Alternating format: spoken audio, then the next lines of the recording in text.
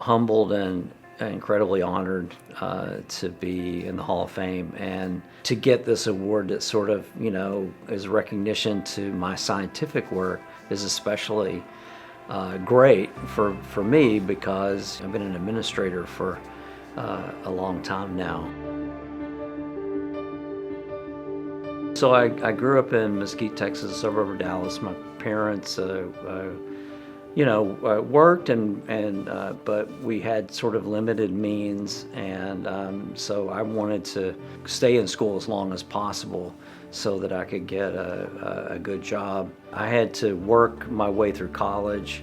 I sold shoes, I worked in a hospital, all of these different ways of raising the money so I could pay my tuition to go to Eastville Community College, then University of Texas at Dallas, and then very fortunately went to Johns Hopkins where I was in graduate school. I met my wife, Jay, who from that point on really inspired me to always work to be the best that I could be.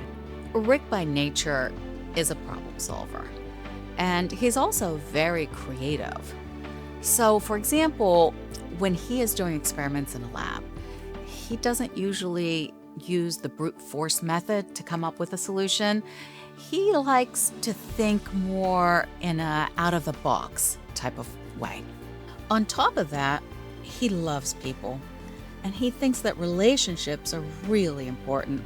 So as a scientist, he oftentimes collaborated with other scientists, and he learned from them, and that made him an even better scientist. In the 90s, we made some discoveries, and then we figured out how to make this stuff very cheaply. Well, I really enjoyed the idea of making molecules and making things that have never existed.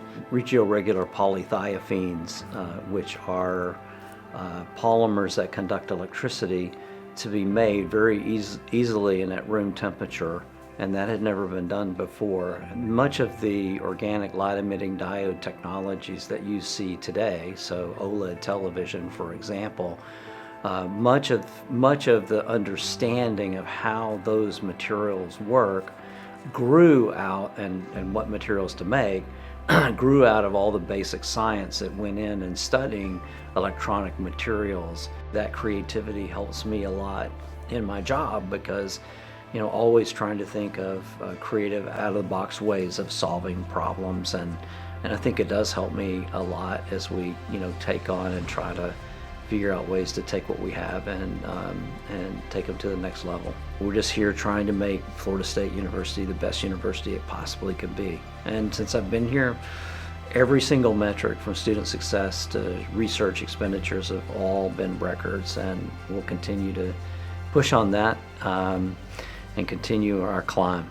Even though he's here now and he's reached the top and he's done so much through all his hard work, he never forgets where he came from.